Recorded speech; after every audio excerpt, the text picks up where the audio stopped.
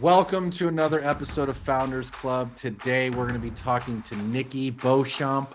She is a top luxury real estate agent in New York City. She also speaks 4 different languages, and she's built her entire business based on referrals. We're going to be talking about how you can quickly build up your client list and break into the luxury market, how to get more press in top publications like Inman, Forbes, and the Wall Street Journal, and how you can maximize the number of real estate referrals you get every single year. If you have any questions, put them in the box down below. Make sure you hit that like button so other people just like you can find this video. And as always, if you like money and you like real estate, this is the show for you. Hit that subscribe button and we'll see you on the inside. Welcome to Founders Club, the show for real estate entrepreneurs.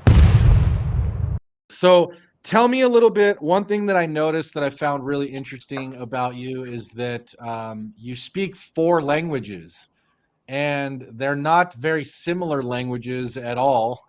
So why don't you tell us a little bit about just kind of your background, and then we'll transition into how you got in the game of real estate. Sure. So I speak English, I speak Spanish. Spanish essentially is my second sort of native language. And I picked up Portuguese along the way, had friends, had a very dear cleaning lady actually who helped me spruce that up. And then Russian is actually the most fun story because I took a little bit of Russian in middle school. I went to school where I think in like 6th grade, you had a few weeks of a couple of different languages. Fast forward to college, and I decide that I should take Russian just because I could. I didn't need another foreign language because I already had native proficiency in Spanish and I had tested out. Mm-hmm. So I took Russian for 3 years while I was in undergrad. Wow. Yeah, Russian, I'm imagining, is nothing like any of the other languages you speak. No, and what's interesting is I think I grew up playing musical instruments. I played the piano and the clarinet, and I went to the Fame High School, the one that was in the movie and the TV show. And Cool. I think that people who play musical instruments can sometimes have an easier time of picking up speaking languages because of the way that you listen.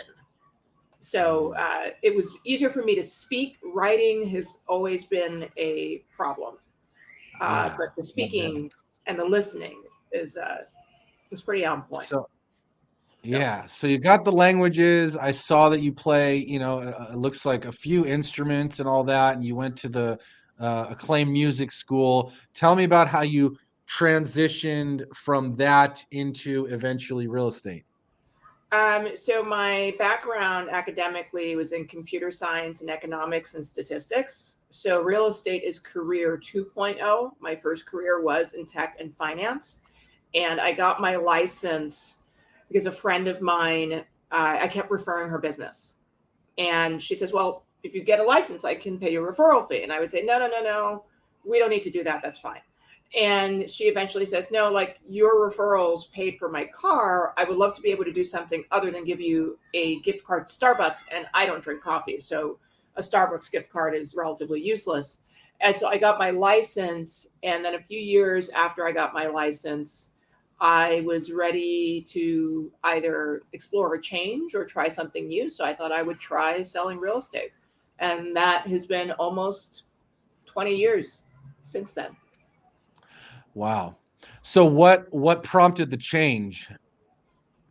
I was tired and I was burnt out. And I thought that starting something new in real estate would be less sort of time and life consuming. The joke is kind of on me because, but I also think that the world changed along with that career change. When I first got into the business, and I remember people asking, why did I need to have a cell phone? Why did I need to have a BlackBerry so that I can read my email when I wasn't in the office? Like people thought that was strange. I also remember that I could send an email at 6 p.m. before I left the office, and I would 99% not get a response back from someone until the next morning after 9 a.m. Today, if I send an email now, I will have a response probably within 15 minutes. So I think it's a lot of the change in our life and the way we use technology also happened to coincide with me deciding to start a real estate business and almost feeling as consumed by it as I did by my previous career, but in a different way, because Right. there's that flexibility of you do have the choice to run your business as you see fit. Yeah, I think that's what attracts a lot of people initially to the real estate business. Um, so tell me kind of, because now you're in the luxury real estate market, you're in New York. Tell me about your transition from kind of getting started to, breaking into the luxury higher end market. Well, so I'm born and raised here in New York. So a lot of my natural sphere of influence are New Yorkers, people I went to school with, and I went to college and grad school here. And also having a previous career in finance and tech, my natural sphere is perhaps already more on the affluent side of Right. life. Makes sense. So for me, it's always been about the advisory service that I provide for clients. And some clients started out being, renting a $3,000 or $4,000 apartment, and over the course of 20 years, they have bought and sold multiple apartments. I'm working with other generations, and then there are Mhm. literally the people that I had worked at their firms, or I had gone to school with their kids, and they're like, hey, we need to buy something that's $10 million. So I think my natural sphere was already inclined towards that part of the market. That's interesting. That's a good advantage to have coming in. It's a good advantage to have coming in, and also the I have watched the evolution of this sort of luxury and ultra luxury market happen in my market. Like, I Right. remember when the first buildings along what we now call Billionaires Row were built. I remember being in my hard hat with a client looking at raw space at the Time Warner Center and at the Mandarin Oriental. So and to go from that to what we have today, it's really been an amazing journey. And I think it's been Mm.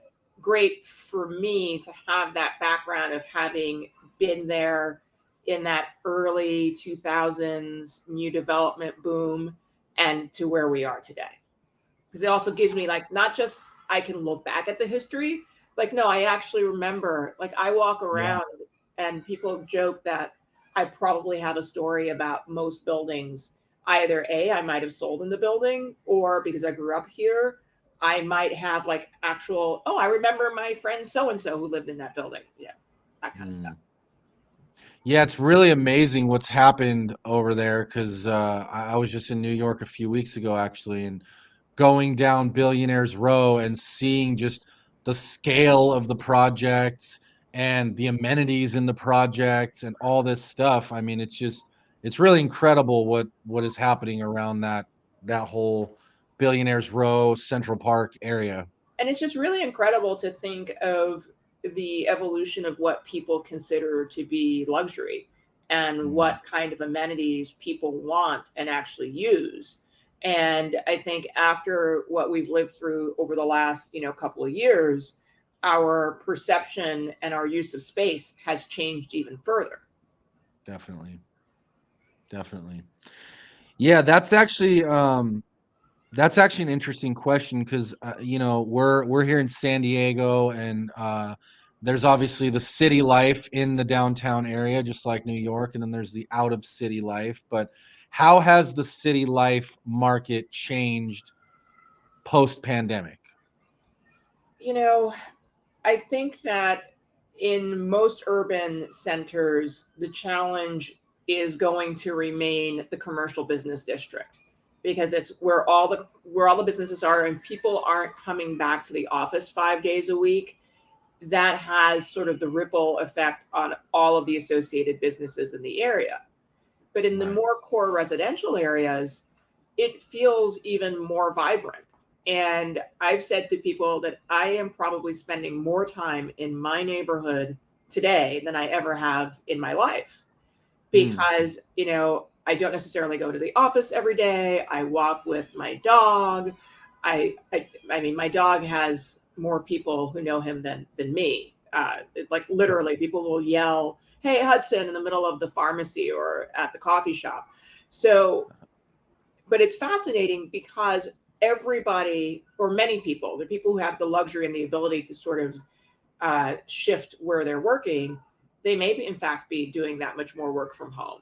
So, I'm going to the supermarket more often. I'm having lunch and breakfast in my immediate neighborhood more often. I run into neighbors all the time, and we run into each other like walking our dogs. And we talk about how much more time we're spending at home and in the neighborhood and patronizing things in the neighborhood. So I think that the core in any urban center right now, the thing that we all have to pay attention to is what happens in those core business districts and how does that evolve over time. And I think it's probably Yeah. too early to tell. I mean, I love the flexibility of not necessarily having to be in an office every day. I mean, it's gorgeous here today in New York City, but Yeah. I could just as easily be in Florida for 3 or 4 days or a week at a time. Right. Yeah, I agree. I think we all like the flexibility. I also feel like I also do miss being in the office more, being around people more, being able to just have those collaborative kind of Those impromptu collaborative conversations. moments matter, but I think the issue becomes if I go into the office, but if the other people aren't in the office, all I've done is I've switched being Right. on my computer at home to being on my computer at the office. Right. And, one of the things that I did a few weeks ago is I like to, like, my dog is my obsession, basically. That's all I talk about 90% of the time. He's very cute. He's very quiet right now at the moment. Um, I like to go on these really long walks with the dog, but I also need to get work done, and I can't always work from my phone. I actually like a bigger screen because I can't see off of the small screen, but I also don't want to carry my laptop around all the time because that's heavy and I live in New York. So that means I have to carry everything. But my iPad is also a larger iPad and even like the smaller version. So I bought a mini so that I could just like plop it into a small bag and Mm. walk around and have an in between working on the phone, but when I need a bigger screen. And it's really, really remarkable how much stuff you can get done from a phone and from a tablet that you don't need to be in any one particular location to do. But I do miss the people and the collaboration, and it's those accidental conversations that happen. Right. Yeah, exactly. Like that's Yeah, really that's really what I miss the most. 100%. Couldn't agree more. So let's talk about kind of your business setup. Are you an individual agent? Do you have a team? How are you structured? I am me, myself, and I. Okay, you I yourself and you. Yeah, Okay. years ago I had two business partners and an assistant. A few years ago I had an assistant, and right now it's just me contemplating bringing on an assistant. But I kind of I don't have a real big desire to manage a great number of people. Hmm. So thinking about the next iteration of my business over the next 5-10 years, it becomes how do I want to do what I'm doing now without fundamentally changing and having to manage a bunch of people, which I just really really do not want to do. So more likely than not, we'll be adding an assistant back into the mix. Yeah. No, that makes sense. I think like from a lifestyle perspective, I think that's a choice a lot of people make in terms of like, do they want to be in the people management business or do they want to just be in the handle their own business, you know, uh situation? And I think they both have their pros and cons, but it They sounds like really, you they really do. like And it's solo like route. I've been in the people management business. There's a reason why I don't want to do it in real estate. I mean, I could go like off for hours on that. But at the end of the day, it's just not what I want to do. Yeah. And I'm okay with that. Yeah, no, I feel you. Like I said, it's it's a lifestyle decision, and I think it's different for everyone. It really is. Um, so one thing that I noticed about you that I really liked is that you've really built your business on referrals. And I think a lot of people look for the latest hack, the latest marketing strategy, the latest gadget. But talk to me about how you've built your business on referrals, and then maybe we can talk about some strategies. I mean, I think at the end of the day, relationships power everything. So it is much easier and much more fun for me to pour into my relationships. So I like to joke that even if we don't transact, if we don't get to a closing for whatever reason, and there are millions of reasons why that may or may not happen, if I have done my job of trying to provide the best advice and the best context and the best service, you are going to want to have other people that you know that are looking for real estate have that same experience. So I often say that for every transaction or potential transaction, I usually expect to see 3 potential referrals within that first like year to year and a half. Mm. Whether or not the referrals materialize is an entirely different story. And there's so many. I mean, it could be pricing. Right now, interest rates are going up. Maybe someone is not entirely realistic about what they actually want, what they can afford, and what's in the market. But the fact that someone trusted and enjoyed their and found value in the experience they had enough to say, if you're looking or you are looking now, you need to talk to Nikki. That to me, even that is a measure of success. And I think that when you center around the relationship, and I will tell people when it's not a good idea for them to be pursuing a transaction, um, it's that honesty, it's sort of that brutal honesty that people really appreciate and they value. And Mhm. that just helps you to generate more business.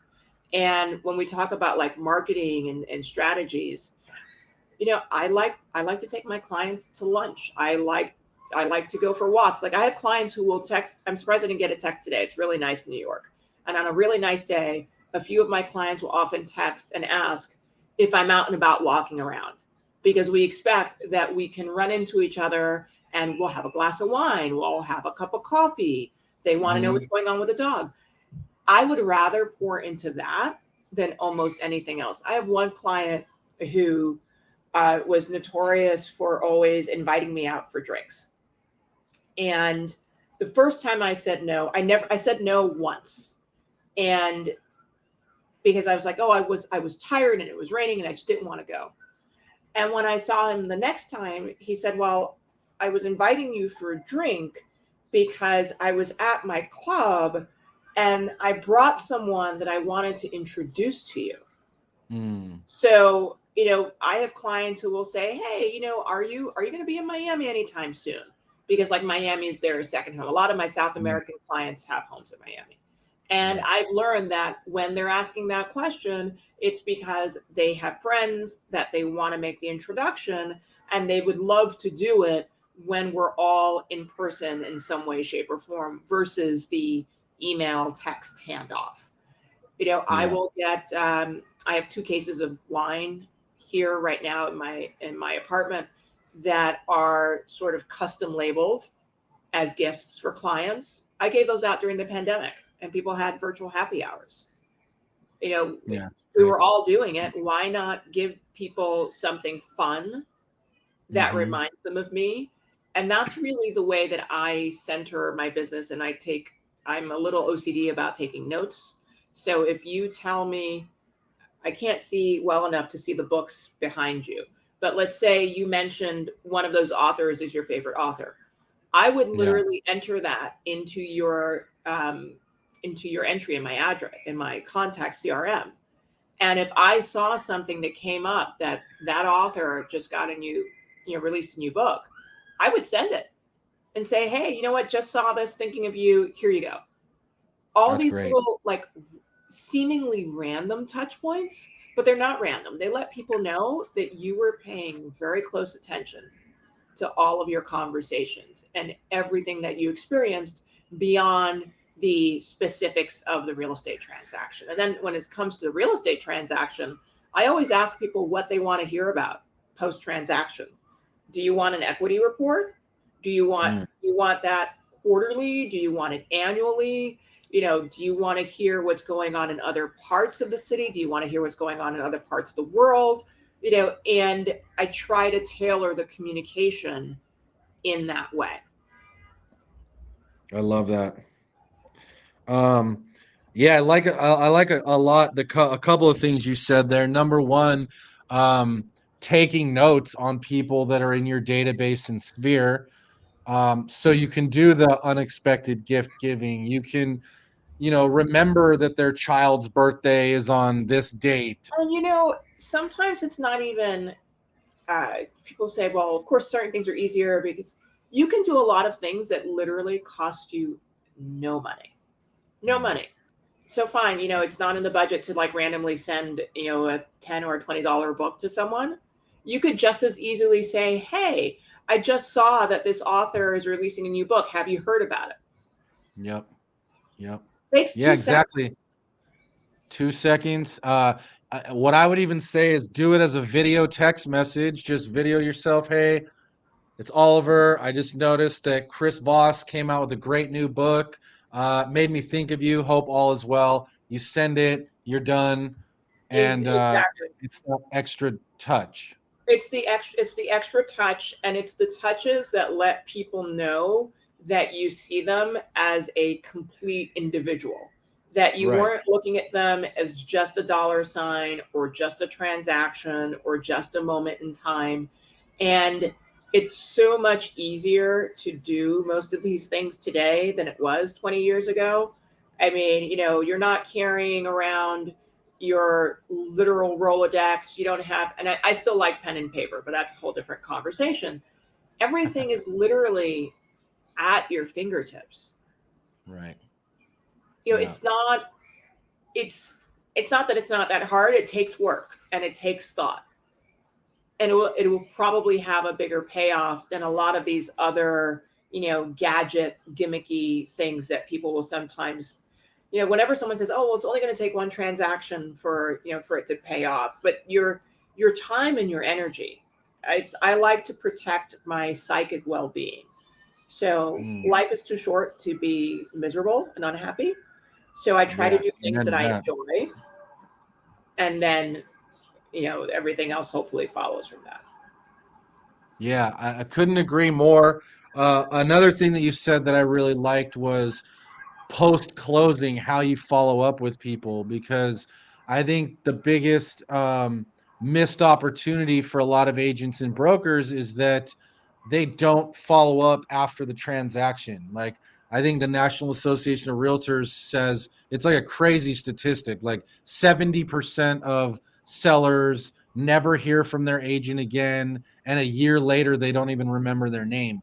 So the importance of following up is paramount, right? We all know the fortunes in the follow up, but to do it in a way that's on their terms is going to be a lot more effective than you just spamming them with I think we want recipe to do cards things.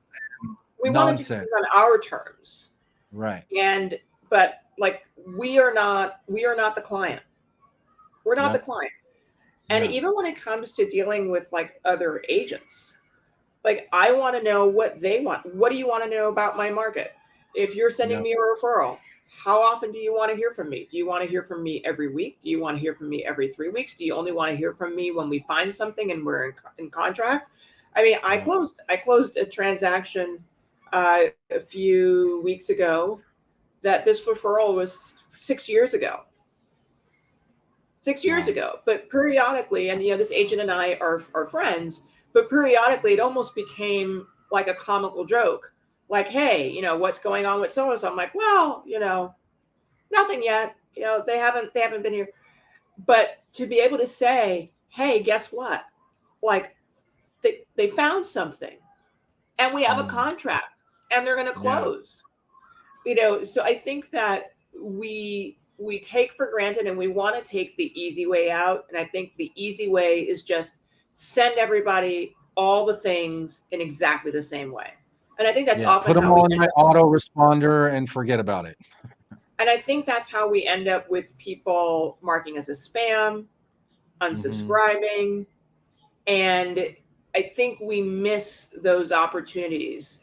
It is much easier to try and curate specific, if you have 10% of your database and they all live in the same neighborhood and they all have, kids from the age of like 2 to 6, well, great. That 10% of people, you can curate something that makes sense for them. Like, I'm Yep. not saying you have to do everything completely bespoke for each person, but Mm-hmm. a little bit more attention to the detail, I think, it's okay. It's okay, and Yeah. it pays off. Right. And I think another way to look at it is like you just mentioned, like your events, like even throwing events, like we always recommend agents to throw at least 4 events a year, whether it's something really small and intimate or, it's a big holiday party or something. But I think making it a little bit more, to your words, bespoke to groups of people on your database. Like you got the people that want to party and a social is probably great, but then you also have the people that are more outdoorsy and maybe they don't drink, maybe they want to go on a hike. Maybe you want to It's go on two a hike, totally or right. make yourself sort of the center of everybody else's world beyond real estate. So I Right. used to, before the pandemic, I used to do dinners a couple of times a year. Mm-hmm. And there were at most 9 other people besides me. So I was always there, for obvious reasons. But I would try to curate individuals that were my clients or my professional contacts who should know each other. Mm. Right. So now it's like, okay, wait, you're a pediatrician and you're a pediatrician, and and you're a dermatologist. Like, maybe you should all know each other. And the way that then they cultivate relationships with each other, Mm. and you can make it so that you invite one of your best clients and you say to them, I would love for you to invite someone who would enjoy this environment.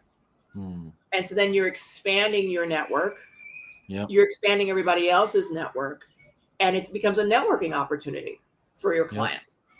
And you don't Yep. even have to put your, I'm the real estate person. Again, I'm going to be the only real estate person in the room, so I don't need to beat it with a beat a dead horse with whatever the implement is. Mm-hmm. But create ways to expand your community and expand the connections and community of the people that you work with. That stuff pays off. People, Definitely. I mean, there haven't been any relationships, but people have found new jobs through these Yep. dinners because Yep. they met someone, they started conversations, that person heard about an opening. That's really powerful. And you would be that person who helped facilitate that connection. Yeah. Forever they're gonna remember you. Forever, they're going to remember you. Yeah. Um, so I love what we're talking about, and the importance of relationships and kind of how you're cultivating those relationships and curating experiences. Um, Tell me a little bit more about, in those situations, are you asking for business, or is it just very casual, or is it like you're really like at the end, like, hey, who do you know that's looking to buy or sell type thing? Like, how do you approach I that? mean, I have certain events that I will do that are very specific, sort of like real estate oriented events. It might be, okay, let's talk about what's going in the New York City market. Let's talk about what's going on in Florida and all the feeder markets to New York, for example. Those Mhm. events, it's easy and it's obvious because it's all real estate all the time. But these sort of smaller, more social curated events, I have actually found, I actually enjoy them more because I enjoy small events where not only everybody else has a real opportunity to speak to each other, but I have an opportunity to go much deeper with people, because I think in those deeper conversations, that's where I also learned the things that help me down the line to do the fun sort of random follow-ups. And in some instances, I will say, I want you to bring somebody that is either interested in potentially buying or selling here in New York or somewhere else in the world, or they know people who are. But for the most part, those small dinners are mostly curating experiences so that people can get to know each other, hopefully form new connections. And again, I'm the person in the room where I might say, well, here's what's going on in the market, give you a quick, 30-second or 3-minute update, like literally 3 minutes. And that's it. I don't need to sit there for 3 hours and totally. badger 9 other people about the real estate market.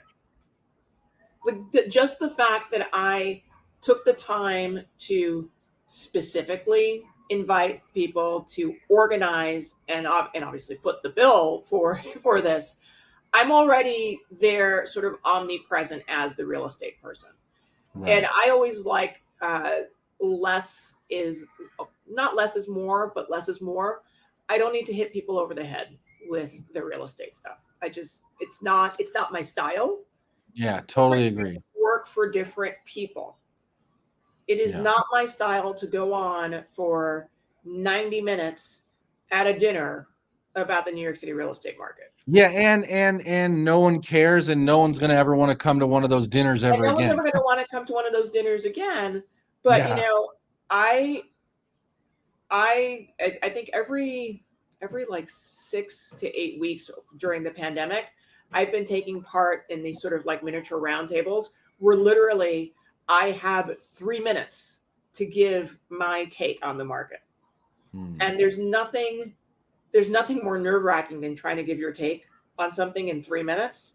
But if you can make it as relevant as possible with enough data points that give people an interest to say, okay, well, I would like to know more about that. Because let's be real, I could spout off for 90 minutes about the market, but it might be completely irrelevant to you based on your personal financial situation, your desires, your needs, your wants.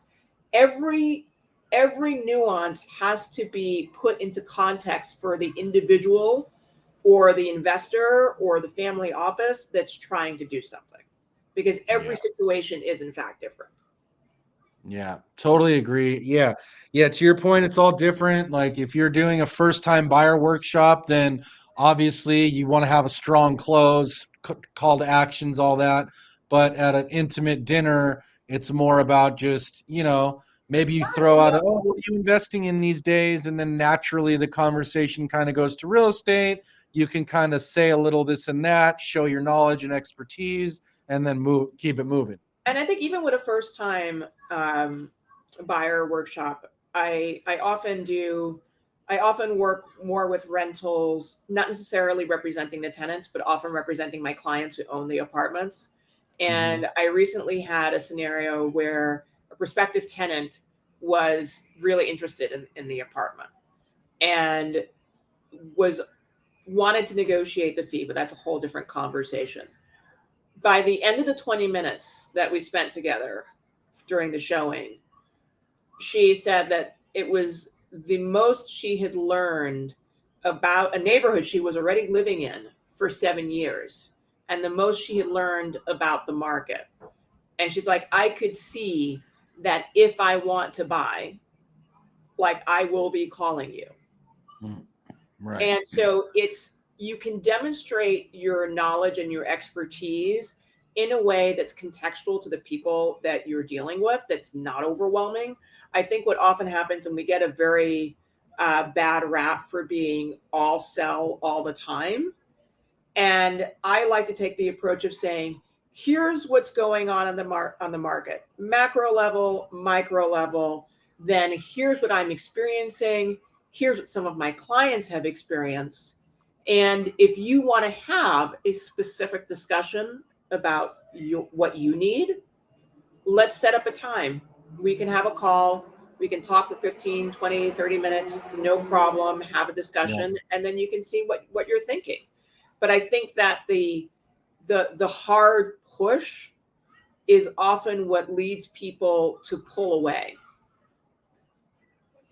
Right. Yeah. No, couldn't agree more.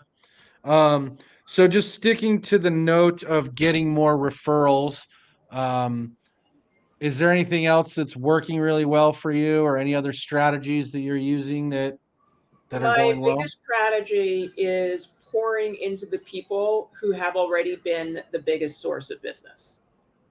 Like, Okay. Can you and expand on that a little bit? Is that like so accountants, or is that past clients, or it is past clients. It is other agents that are my referral partners.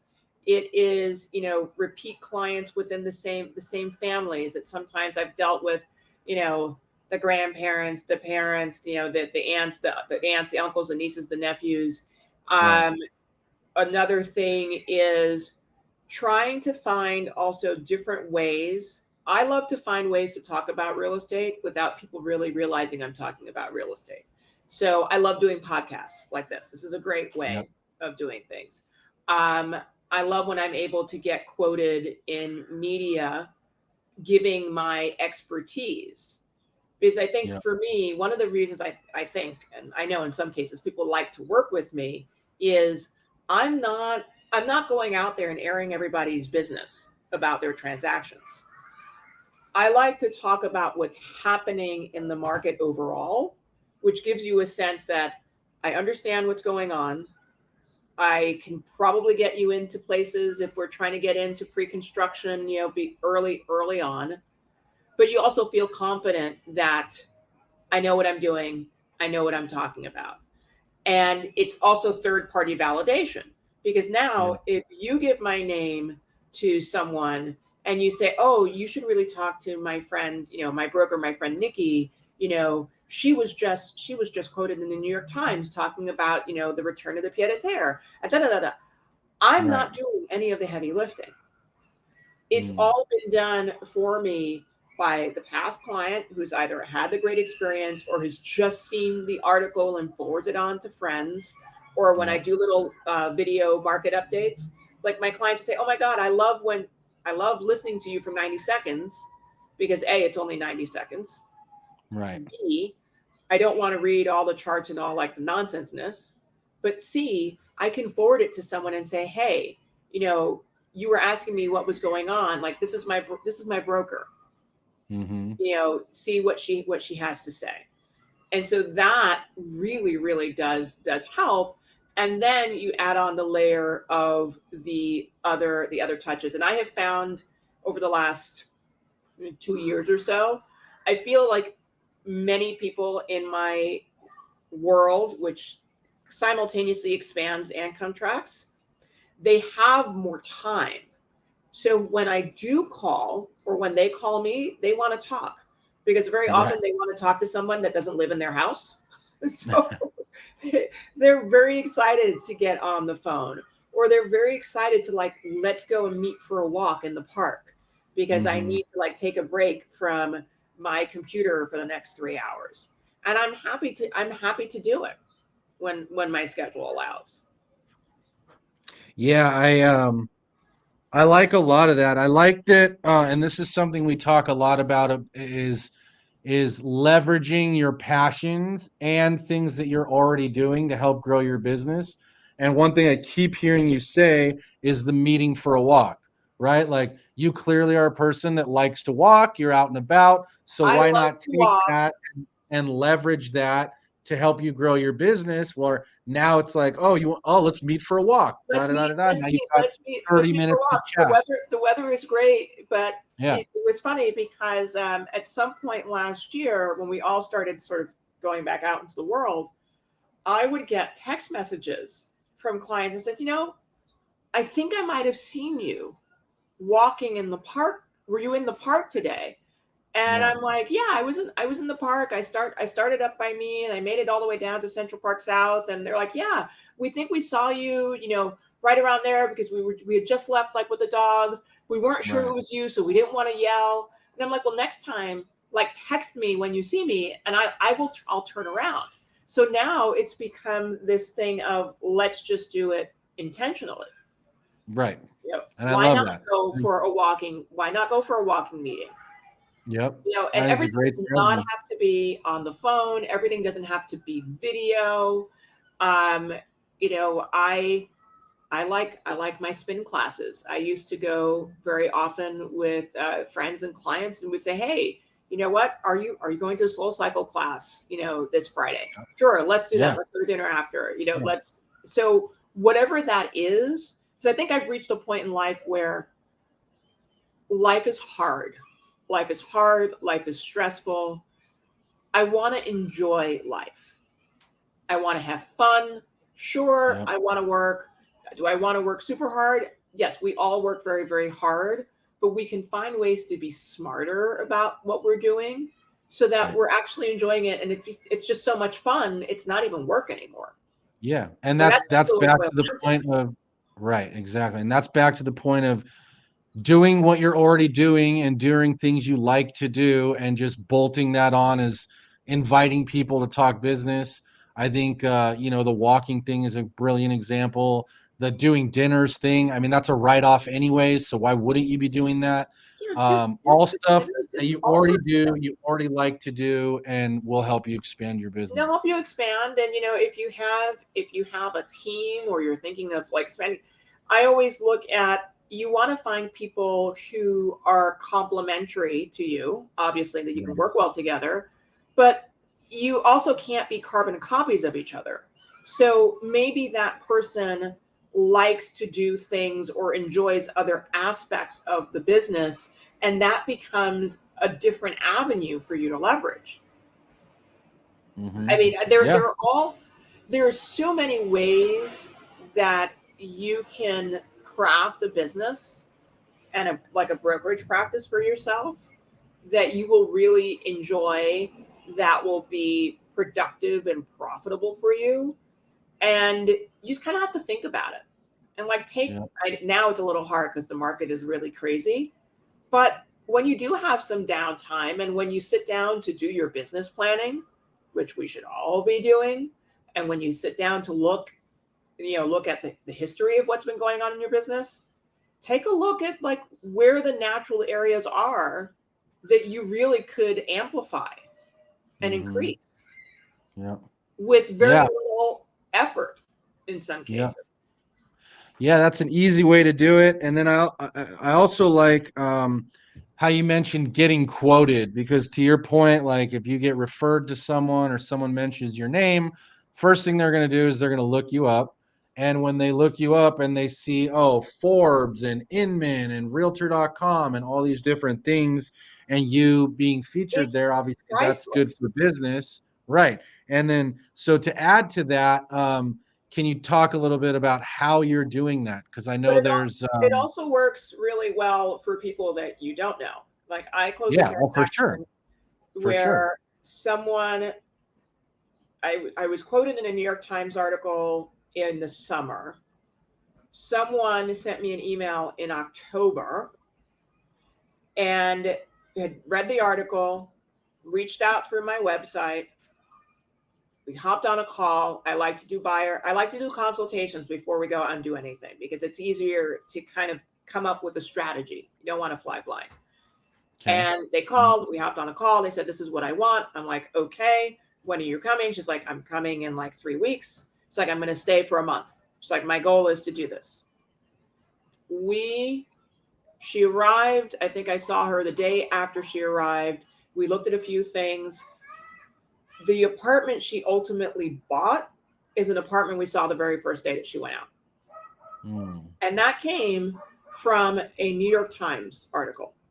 article. Yeah. So previously in the past, really, I've been really fortunate to have good relationships with various reporters and journalists, mainly Okay. because I've proven to be either a good primary source, or if I don't have information or if I don't fit the criteria of whatever story they're working on, I will make Mm-hmm. a recommendation for somebody who does. And during the pandemic, I actually decided to hire a PR firm to sort of amplify that and sort of do it on steroids. Because for the previous 10 plus years, it had mostly been me, myself, and I Right. leveraging relationships. And And that's worked out really, really well. I think that a couple of good options for people, there's a service called Help a Reporter Out, HARO. Mhm. Yep. It's a free subscription. You get the email alerts, see if something pops up. That's great. Follow your journalist on social media, LinkedIn, Twitter. I mean, one of the first times I was on the news talking about real estate was more than 10 years ago. And it happened because it actually happened kind of randomly. I somehow was connected on Twitter to a producer for a TV news segment, and I get a direct message that says, "Hey, could you talk about crazy amenities in in luxury New York City buildings?" And I'm like, "Yes." And so that was a Twitter DM, and one of the ways that that person and I had connected was because I love wine and they love wine. So Mm. but more specifically, connect to your journalists in your various markets, follow them, engage with their content, and try to find opportunities maybe to pitch stories about trends and things that you're seeing.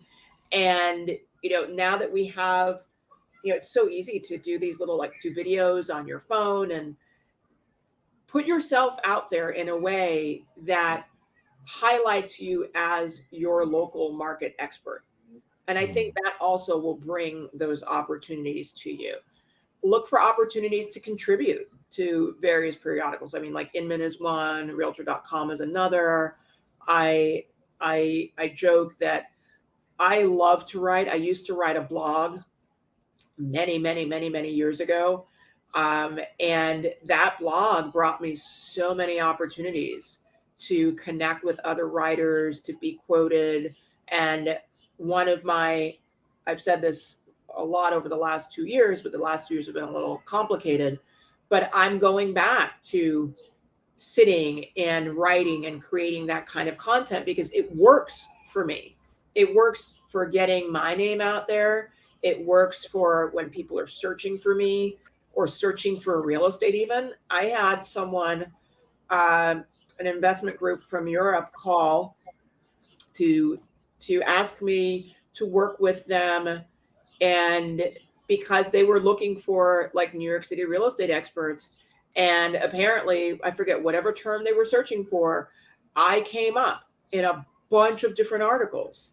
So Mm. they reached out and they're like, "Hey, we need someone to help us figure out if we can do XYZ investment, and can you come up with like a custom market approach and report?" I'm like, "Sure, let's hop on a call." That Mhm. came because they were not looking for me specifically, but what they were looking for, I kept popping up. They're like, "You popped up in like 10 different articles, so we figured we should probably reach out to you." Yeah. It's one of the best ways you can get credibility. Yeah, for sure. It is one of the best ways, for sure. Yeah. So just to recap kind of what you just said there. So Haro, which I agree is a great resource, helpareporterout.com. They always pump out, they're basically reporters that are looking for sources on their stories.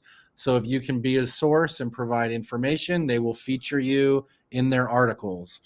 Um, the other thing that I really like is becoming an approved writer for publications, newspapers, etc., which sounds a lot more complicated than it actually is. Like in most cases, it's a simple application, and then you'll get approved or denied. And if you're approved, you can literally go in and start writing blog posts for them. And now you're an author on Forbes or Inman or Realtor.com or any of these other resources. And Um, following the reporters on social yep, cannot be understated how that's an underused resource. And I think yep, also people, I don't know why people in real estate often don't really seem to like LinkedIn. Like, LinkedIn is like the thing people don't gravitate towards. There's a lot of power on LinkedIn. So when you're following the publications and these journalists who write, in your markets about your markets, and they're asking questions like, hey, does anybody have a source for this? Does anybody have a source for that? And even if you aren't the source, if I know someone is looking for like real-time data in New York City, my friends happen to run a platform, I will say to that reporter, you know what, you need to know X person and that person, because they'll be good sources for you. Like paying that forward. And again, it goes about, it's relationships. There's like relationships, referrals, revenue. Like there's so many ways that you can lean into that and just make those connections. And eventually you do see the return. And none of this is instantaneous. I think that's the biggest thing that I tell people, whether it's social or getting into real estate, nothing happens instantaneously. Like you actually have to put in the work. You have to put in the work. I agree. You have to know the market. Like you have to know your stuff. It's not about like looking pretty and like putting up some ridiculous picture. Like know your shit, basically. Sorry. You nailed it. No, I agree. And I love the idea of connecting with the journalists, especially on a type of site where once you're connected, they see your stuff and you see their stuff. Because if you're putting out regular content, now you're in their feed also, and you start popping up more. They start recognizing your Exactly. So face. you become a little bit more top of mind, and it's like, hey, you know what? I'm working on this. Do you have any ideas? The number of times that happens, and so for me, one of the reasons I went and I hired a PR firm was I don't have the time to go out and pitch myself. Like, but you could do it. You absolutely could do it. I agree. I just chose that maybe it made sense for me to do that, because I would rather they work on that, and I would rather work on writing articles. You know, so that it's deciding what makes the most sense for you. But you can, in fact, there's so many resources out there and so many ways that you can get started and build and leverage. And time is really the biggest commitment in all of this, more than anything else. It's how much time do you want to invest? I don't say how much time do you want to spend. I always think of it as how much time do I want to invest into my business? How much time do I want to invest into these relationships? And if you get to a point where you recognize that there are things that you could outsource, or there are things that you can use some technology tool to make easier, because I look at technology as a way of saving me time that I can then invest into the other areas. Yep. Yeah, exactly. And on the note of saving time, the last thing on the getting press is you said you hired a PR agency. How does that work? Is how much, I'm guessing that's a paid service per article or per month, or how does that work? How does it work for you? Sorry, I'm hearing all the street noise here. So there are different ways of working with PR agencies. I happen to work with them where they are on a monthly retainer with me, and we meet regularly and we talk about my listings. We talk about listings that I'm trying to pitch. We talk about things that I'm seeing in the market, and we try to come up with a couple of different things that they can then go out and pitch to the journalists. So for me, it's valuable. And then we also often will talk about, well, can you tweak some of the things that you're posting so that it also aligns with everything? And so there are lots of different ways, and you can find really, really great people in your market. You can find, I always like to say to people, there's always someone who's looking for an opportunity. And if if you find that and you like their approach and they like your approach, because I like to think of things as long-term sort of expanding and adding to my team. So Yeah. you asked me earlier, are you just me, myself, and I? I'm like, well, I am just me, but I look at my brokerage as part of my team. I look at Mm-hmm. my PR people as part of my team. I look at Yep. my website people as part of my team. And the most important part of my team is my dog, who is like hiding in a corner somewhere, because he's just a lot more fun than most people. But you look at the ways that you can leverage and build those bonds with your existing providers. Is Yep. there's a lot to be said there for the ways that we can all work together. I think we often don't really think about it that way. Yeah. Yeah. I totally agree. A lot of great advice there. Um, and I think you've given a lot of really great stuff on not only building relationships and kind of nurturing them for referrals, but also getting your name out there, your brand out there, and getting more people to just know about you, eyeballs on you, and getting that attention to come back, which Yeah, ultimately leads to it more ultimately clients, more leads to more referrals. clients. Like I always say to people, I want to work with more people who are exactly like the people I've already worked with. So I think of almost everything that I do through the lens of who my ideal client avatars are. Hmm. So Yep. I don't need to appeal to the entire world. I literally want more people who are exactly like the people that I already know. I enjoy working with. They enjoy working with me. They enjoy working with me, so they refer me out to other people. Like, and I just want to attract more of those people into my world. Yep. And That- if we're not a good fit, guess what? There is someone out there who will be a good fit for that person. So Yep. that's a great opportunity that, hey, you know what? We're not going to be a good fit to work as your listing agent, as your buying agent, but I know an amazing agent for you. Pick up the phone, refer. Yep. Still, I can get paid. Everybody else has a great experience, and there's no. I think we have to look at things in that way. What's the highest and best use of your time? It's not driving yourself nuts working with someone where it's not a good fit, it's not a match, you have different strategies, you have different personalities. There is, as the saying, there's a lid for every pot. There really is. There's a lid for every pot. Everybody has a different way of running their brokerage business, and that's what I love about this business. Honestly, I love that there are so many different ways that people create businesses that work for them. And the biggest challenge I find in this world of social media and everybody puts everything out there, you feel like you're always comparing yourself to everyone else. And I suffer from it too. Sometimes I'll compare myself to other people, and I have to sit and remind myself, this is my business, it's my life. It's up to me to design the life and the business that I want. Mm-hmm. And ultimately, that's what matters.